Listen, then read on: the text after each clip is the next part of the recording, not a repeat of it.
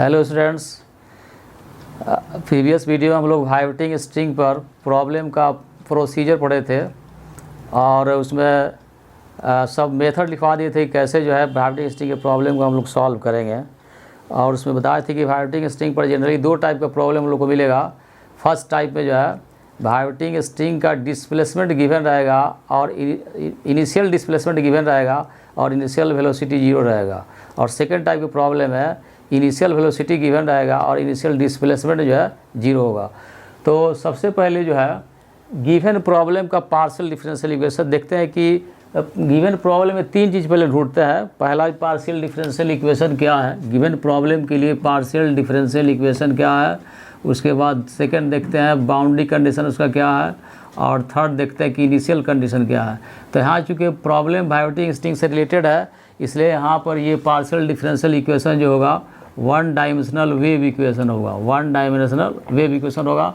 और फिर प्रॉब्लम से ये बाउंड्री कंडीशन निकालेंगे, इनिशियल कंडीशन निकालेंगे। फिर ये भी पढ़े थे कि जब स्ट्रिंग का दोनों एंड फिक्स हो तो ये बाउंड्री कंडीशन जो है यहाँ पर इनिशियल डिस्प्लेसमेंट होता है और दोनों एंड पर इनिशियल डिस्प्लेसमेंट जीरो होता है। तो ये फिक्स जिस प्रॉब्लम में स्ट्रिंग का दोनों एंड फिक्स हो उसमें बाउंड्री कंडीशन भी गिवन रहता है और ये चेंज रहता है, यही चेंज रहेगा। और इसी के चेंज होने से दो टाइप का सवाल बनता है इस पर। तो यहाँ ये पूरा प्रॉब्लम जो है इसमें इस पूरे प्रॉब्लम में यहाँ पर ये बाउंड्री कंडीशन भी दिया है, इनिशियल कंडीशन भी दिया। तो इस पूरे प्रॉब्लम को बोलेंगे इनिशियल बाउंड्री वैल्यू प्रॉब्लम। तो पहले पूरे प्रॉब्लम को मैथमेटिकल फॉर्म में हम लोग यहाँ पर लिख लेते हैं।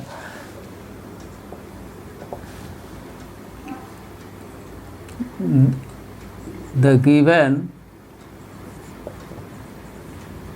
initial boundary value problem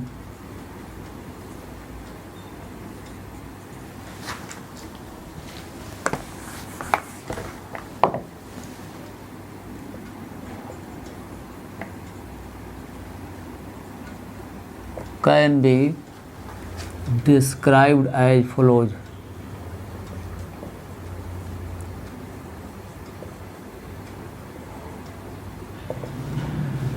ये वाइब्रेटिंग स्ट्रिंग का प्रॉब्लम है इसलिए ये वन डायमेंशनल वेव इक्वेशन से गवर्न होगा। del two y by del t square equal to C square del two y by del x square. ये पार्शियल डिफरेंशियल इक्वेशन हो गया गिवन प्रॉब्लम का। ये जहाँ x का वैल्यू जो है 0 L के बीच लाई करता है फॉर ऑल टाइम t। यहाँ हमारा ये इक्वेशन नंबर 1 हो गया। ये मेरा वाइब्रेटिंग स्ट्रिंग हो गया। ये एक स्ट्रिंग है जिसका लेंथ जो है L गिवन है और ये एक एंड जो है इसका x इक्वल टू 0 है, दूसरा end x equal to L है। ये दोनों एंड पर ये फिक्स है। ये x एक्सिस के लॉन्ग है, x इक्वल टू 0 और x इक्वल टू L लिखने का मतलब कि x एक्सिस के लॉन्ग है। ये स्ट्रिंग जो है ये दो एंड के बीच फिक्स है। स्ट्रेच्ड पोजीशन में इस स्ट्रिंग का लेंथ हमारा L हो गया। तो ये जब इसके में जो वाइब्रेशन प्रोड्यूस होगा इसमें जब डिस्टर्बेंस हम इस स्ट्रिंग को डिस्टर्ब करेंगे तो जो वाइब्रेशन प्रोड्यूस होगा उस वाइब्रेशन को हम लोग ये वन डायमेंशनल वेव इक्वेशन से डिस्क्राइब करते हैं, एक्सप्लेन करते हैं। अब यहाँ पर चूँकि दोनों एंड फिक्स है इसलिए यहाँ पर डिस्प्लेसमेंट जीरो हो जाएगा, यहाँ भी डिस्प्लेसमेंट जीरो हो गया। इसमें जो है इस इक्वेशन में y ऑफ x, t जो है ये हमारा डिस्प्लेसमेंट बताता है, displacement of the string at any time t यानी एट एनी पॉइंट x। तो ये जो है ये दोनों एंड पर जो है स्ट्रिंग फिक्स है। तो ये दोनों एंड पर के डिस्प्लेसमेंट को हम लोग ऐसे लिखेंगे। इस एंड पर का डिस्प्लेसमेंट हो जाएगा 0, t और इस एंड पर के डिस्प्लेसमेंट को लिखेंगे y ऑफ L, t। ये यहाँ का डिस्प्लेसमेंट हो गया और यह जो है यहाँ का डिस्प्लेसमेंट हो गया। क्योंकि दोनों एंड फिक्स है इसलिए दोनों पॉइंट पर का इनिशियल डिस्प्लेसमेंट जो हो जाएगा 0 हो जाएगा। डिस्प्लेसमेंट ये हमारा होगा बाउंड्री कंडीशन। बाउंड्री कंडीशन कहते हैं जब कोई कंडीशन बाउंड्री पर गिवन हो तो उसको बोलते हैं बाउंड्री कंडीशन। या उसको बाउंड्री कंडीशन को ऐसे भी बताए थे कि जब दो पॉइंट पर जब दो पॉइंट पर कोई दो डिफरेंट पॉइंट पर जब कोई कंडीशन डिफाइन किया गया हो तो उसको बोलते हैं बाउंड्री कंडीशन। यहाँ पर दो डिफरेंट पॉइंट है, एक पॉइंट 0t हो गया, दूसरा पॉइंट LT हो गया, दोनों डिफरेंट हो गया, तो ये जो है ये बाउंड्री कंडीशन कहलाएगा। अब ये जो है ये 0 इसलिए कि इसको यहाँ लिख देंगे सिंस, ये मान लिया इक्वेशन नंबर 2 लिख देंगे, एक्सप्लेन कर सकते हैं। Since both ends are fixed, both ends of the string are fixed। और यहाँ पर ये उसके बाद लिखा हुआ है कि both ends are x equal to 0 and x equal to L are fixed and is initially in a position given by this। ये स्ट्रिंग का पोजीशन इनिशियली ये हमारा जो है ये फंक्शन दिया हुआ, ये फंक्शन, इस फंक्शन का ग्राफ जो है सपोज करते हैं ये इसका ये ऐसे हो गया इसका ग्राफ, ये जो है किसी टाइम इस किसी शुरू में स्ट्रिंग का पोजीशन ये दिया हुआ है, मान लीजिए इसका मान लीजिए कि इसका ग्राफ ऐसे आया तो शुरू में स्ट्रिंग का पोजीशन ऐसे लिखा हुआ है, दिया हुआ कि स्ट्रिंग पहले इस पोजीशन में है और फिर कह रहा है कि if it is release from rest from this position, इस पोजीशन से स्ट्रिंग को हम रिलीज कर रहे हैं। तो ये जो है शुरू में पोजीशन ये दिया हुआ है, तो शुरू में ये पोजीशन देने का मतलब ये हुआ, शुरू में का मतलब टाइम t = 0 पर पोजीशन देने का ये मतलब हुआ कि ये हमारा इनिशियल कंडीशन हो गया।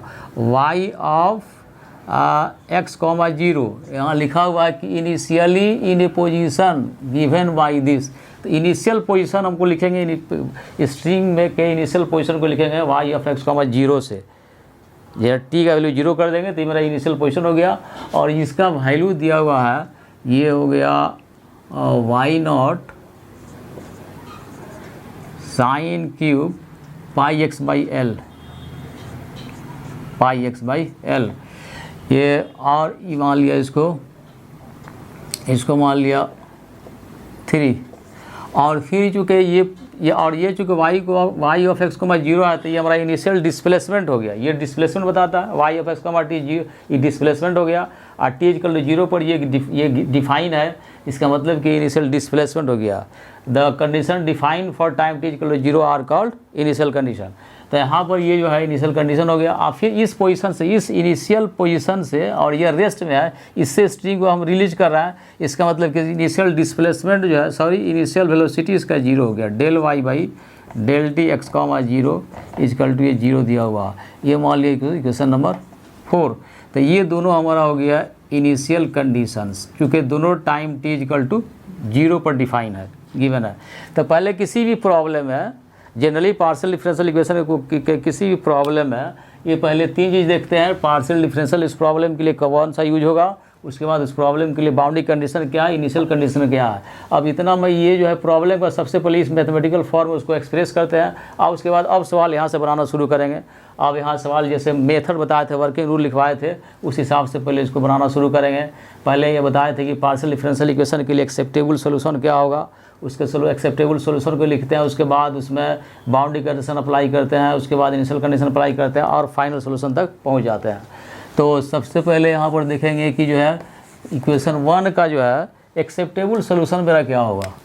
ये इक्वेशन 1 हो गया, ये इक्वेशन हमारा 1 हो गया।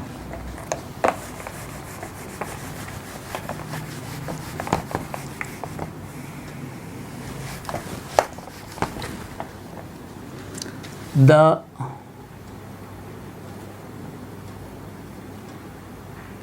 vibration of a string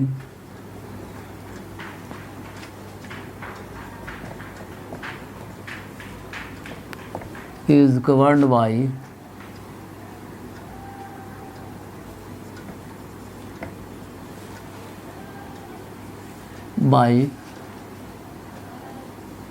equation 1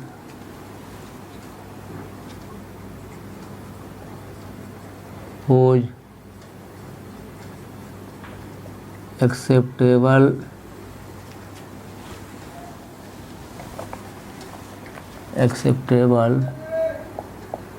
solution is given by acceptable solution ये होता है y of x, t = c1 cos px + c2 sin px।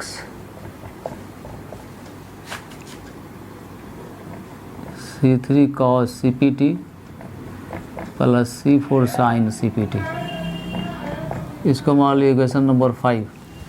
तो ये फार्मूला की तरह हमको याद रखना चाहिए। जो स्ट्रिंग के वाइब्रेशन ये वाइब्रेटिंग स्ट्रिंग का प्रॉब्लम जो है, जो भी वाइब्रेटिंग स्ट्रिंग है वह वन डायमेंशनल वेव इक्वेशन से फॉलो होता है, गवर्न होता है, और इसका एक्सेप्टेबल सोल्यूशन ये होता है। अब इसमें जो है ये बारी बारी से साफ कंडीशन अप्लाई करना शुरू करेंगे। Using boundary condition 1, using first boundary condition of 1, ये मेरा फर्स्ट बाउंड्री कंडीशन हो गया। इन 5 ये बाउंड्री कंडीशन है y0 equal to y of 0 t, ये मेरा बाउंड्री कंडीशन हो गया। अब इसका वैल्यू यहाँ से निकाल लेंगे, जहाँ जाएगा वहाँ 0 पुट कर देंगे। तो यहाँ पर ये sin 0 0 होता है, cos 0 1 हो जाएगा। तो ये C1 इंटू इसमें x नहीं है तो जो कहते हैं उतर जाएगा, cos CPT C4 sin CPT। अब ये दो फैक्टर का प्रॉब्लम जो है, एक फैक्टर ये हो गया, दूसरा प्रॉब्लम, दो फैक्टर का प्रॉब्लम 0 है तो इसमें से कोई एक 0 होगा, लेकिन यहाँ पर ये 0 नहीं होगा, इसलिए कि अगर ये 0 करेंगे तो सोल्यूशन मेरा 0 हो जाएगा। इसका मतलब कि जो है ये पॉसिबल नहीं है होना 0 होना, इसका मतलब कि C1 0 हो गया। अब इस C1 का आर्बिट्ररी कांस्टेंट का वैल्यू जो C1 निकला वो फिर सोल्यूशन नंबर 5 में इसको सब्स्टिट्यूट करेंगे। Therefore equation 5 becomes y of x comma t is equal to इसमें रख देंगे C1 0 रख देंगे तो ये पूरा टर्म 0 हो जाएगा। ये जो है मिलेगा हमको यहाँ से C2 sin px, C3 cos CPT plus C4 sin CPT। ये इक्वेशन नंबर 6 मान लिया इसको। अब इक्वेशन 6 में बाउंड्री कंडीशन सेकेंड अप्लाई करेंगे इक्वेशन 2 का। ये सेकेंड बाउंड्री कंडीशन हो गया। Using second boundary condition of equation, ये इक्वेशन 2 है, इक्वेशन 2 इन 6। तो ये बाउंड्री कंडीशन हमारा है 0 equal to y of l comma t equal to, इसमें जहाँ जहाँ x है, जहाँ जहाँ x है उसको t से l से रिप्लेस कर देंगे इसमें। तो ये जाएगा C2 sine PL into C3 cos CPT, इसमें तो x है ही नहीं, C4 साइन CPT। अब यहाँ फिर जो है यहाँ 3 फैक्टर 0 हो गया, ये 0 हो सकता है, यहाँ ये 0 हो सकता है, ये तीनों में से कोई एक 0 हो सकता है, लेकिन ये जो है ये फैक्टर 0 नहीं होगा, इसलिए 0 होगा तो फिर यहाँ सोल्यूशन मेरा 0 आ जाएगा, ट्रिवियल सोल्यूशन आ जाएगा, जो कि पॉसिबल नहीं, हमें नॉन ट्रिवियल सोल्यूशन चाहिए। फिर C2 भी 0 नहीं हो सकता है, C2 भी 0 करेंगे तो सोल्यूशन 0 हो जाएगा, इसका मतलब कि साइन PL 0 हो जाएगा। तो यहाँ से हमको रिलेशन मिल गया sine PL equal to 0। Therefore this implies that sin PL is equal to 0। Sine theta 0 होता है तो थीटा होता है n पाई, जहाँ n कोई इंटीजर है। यहाँ से हमको p का वैल्यू मिल गया n पाई बाई l, यहाँ n का वैल्यू 1 2 3 होगा। यहाँ ये हमारा इनिशियल कंडीशन है, इसका यूज होगा, इसलिए यहाँ पर इसको साइड में हम लिख देते हैं। ये हमारा इनिशियल कंडीशन हो गया y of x comma 0 is equal to y naught sine cube pi x by l, और ये del y by del t x 0 है 0, ये हो गया 3 और ये हो गया 4। अब इस p का वैल्यू जो निकला, अब p का वैल्यू फिर इक्वेशन नंबर जो लास्ट इक्वेशन मिला 6 इसमें यूज करेंगे। Therefore equation 6 becomes y of x comma t equal to C2 sine p का वैल्यू रख देंगे यहाँ n पाई बाई l और इंटू x, फिर C3 cos CPT C P का वैल्यू हो गया एन पाई ये T by L plus C4 sine C N pi T by L, ये हमारा हो गया। और ये सब प्रोसेस जो है वर्किंग रूल सब प्रीवियस वीडियो में लेक्चर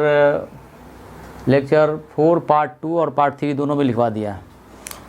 तो अब ये है इस इक्वेशन को जो है इसमें आर्बिट्रेरी कांस्टेंट C2 C3 है, इसको एक थर्ड आर्बिट्रेरी कांस्टेंट में चेंज करते हैं, इसको भी जो है दूसरे आर्बिट्रेरी कांस्टेंट में चेंज कर देते हैं।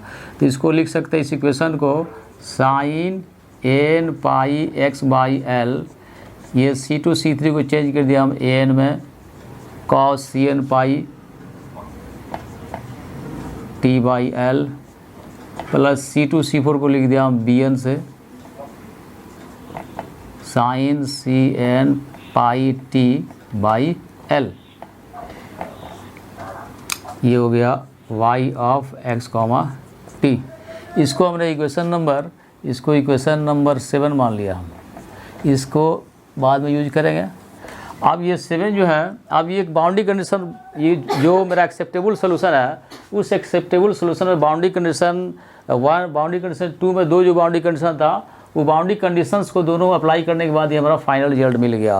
अब उसके बाद जो बताए थे शुरू वर्किंग रूल में कि इसमें ए एन बी एन का वैल्यू जो है ये इनिशियल कंडीशन अपना निकालते हैं।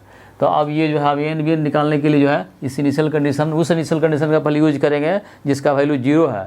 तो यहाँ पर ये इनिशियल वेलोसिटी का वैल्यू 0 है, इसलिए पहले इसका यूज करेंगे।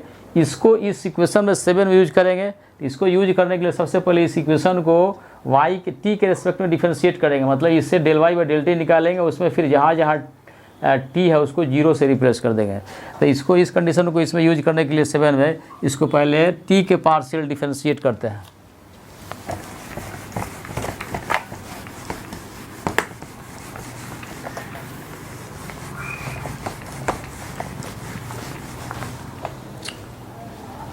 Differentiating 7 partially with respect to t we get ये y del y by del t, यहाँ x कॉमा टी रहेगा। यहाँ t के पास डिफरेंशिएट करेंगे तो इसमें t है इसलिए इसी का डिफरेंशिएशन होगा, इसमें नहीं है, ये कांस्टेंट आ जाएगा। और जब फिर इसको हम डिफरेंशिएट करेंगे ये तो कांस्टेंट उसी तरह आ जाएगा, ए एन कांस्टेंट है, कॉस को डिफरेंशिएट करेंगे तो साइन होगा, साइन ऑफ दिस हो जाएगा। और फिर उसके बाद एंगल का डिफरेंशिएशन करेंगे तो C N pi by L हो जाएगा। फिर यहाँ पर इसका डी सी जो है करेंगे, साइन का कॉस हो जाएगा और कॉस का फिर कॉस ऑफ दिस एंगल हो जाएगा और फिर इस एंगल का डी सी करेंगे तो C N pi by L हो जाएगा। तो दोनों में C N pi L common मिल रहा है, इसलिए इस कॉमन को बाहर निकाल लेते हैं। तो यहाँ पर ही हो गया ये c N pi by l, c N pi by l common निकल गया। ये कांस्टेंट उसी तरह रख लेंगे, sine n pi x by l, n pi x by l. और ये जो है ये कॉस का माइनस साइन होता है तो ये हो जाएगा minus a n sine C N pi T by L plus ये बी कांस्टेंट उसी तरह गया, फिर साइन का हो गया cos c N pi T by L, ये डिफरेंशिएशन हो गया। अब इसमें अब यूज करेंगे इस कंडीशन को using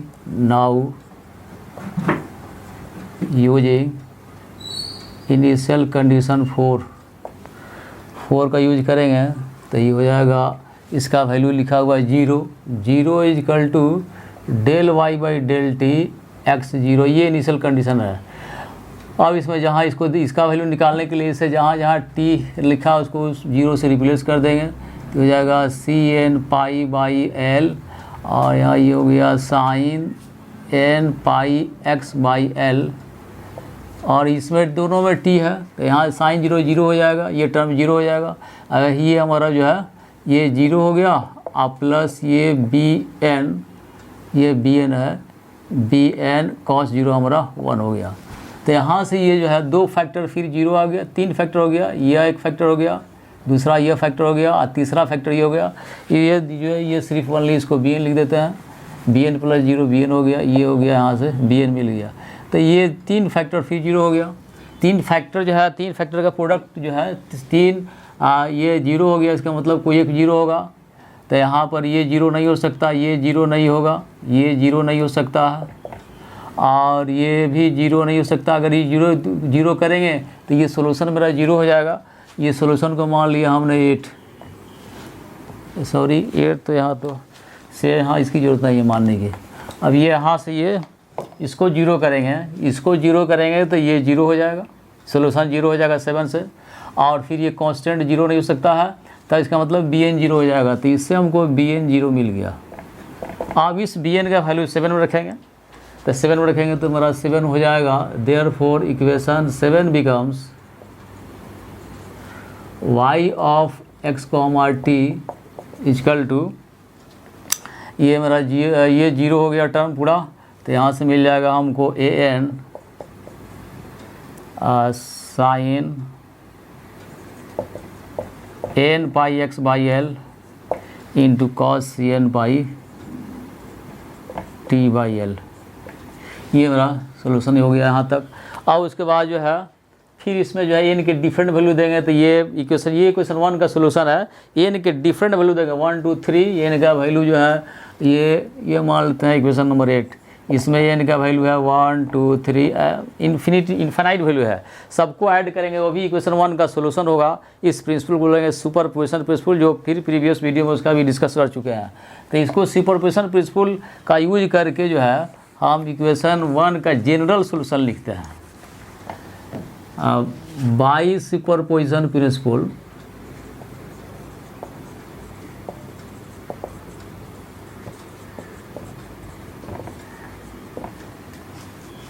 The general solution of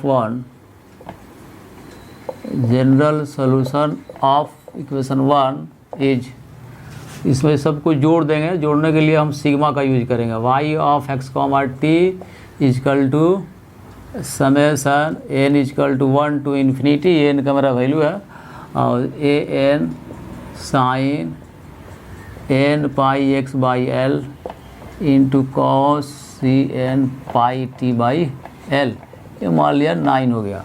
अब इसमें जो है, इसमें एक हमारा ये जो है एक कोफिशिएंट और अननोन n रह गया। इसको इवेल्युएट करने के लिए हम जो है इनिशियल कंडीशन 3 का यूज करेंगे। an bn का वैल्यू निकालने के लिए इनिशियल कंडीशन का यूज करते हैं, जो हम प्रीवियस वीडियो में बता चुके हैं। तो अब इसमें जो है आप कंडीशन 3 अप्लाई करेंगे यूजिंग इनिशियल कंडीशन 3 इन 9। तो इसमें अप्लाई करने के लिए जो है ये वैल्यू इसका हो गया y naught sine cube pi x by l, और ये इसका वैल्यू दिया हुआ y ऑफ कॉमा 0। ये इनिशियल डिस्प्लेसमेंट हो गया। अब इसका वैल्यू इससे निकालने के लिए जहाँ जहाँ इसमें t है उसको 0 से रिप्लेस कर देंगे, तो ये सोल्यूशन मिल जाएगा हमको ऐसे। ये ऐसे इक्वेशन मिल जाएगा n equal to 1 to infinity, और ये हो गया मेरा an, और t का वैल्यू 0 पुट करेंगे। तो t का वैल्यू 0 पुट करेंगे, कॉस 0 हो जाएगा, तो कॉस 0 1 होता है, तो मेरा से यही बच जाएगा। इसमें t नहीं है, तो an sine n pi x by l. तो ये मेरा फाइनल सोल्यूशन मिला, ये इक्वेशन मिला। अब इसका काम खत्म हो गया। अब इसमें हम लोग क्या करेंगे, n का वैल्यू निकालने के लिए यहाँ पर इसको जो है दोनों तरफ से लाइक टर्म कोफिशिएंट को इक्वेट कर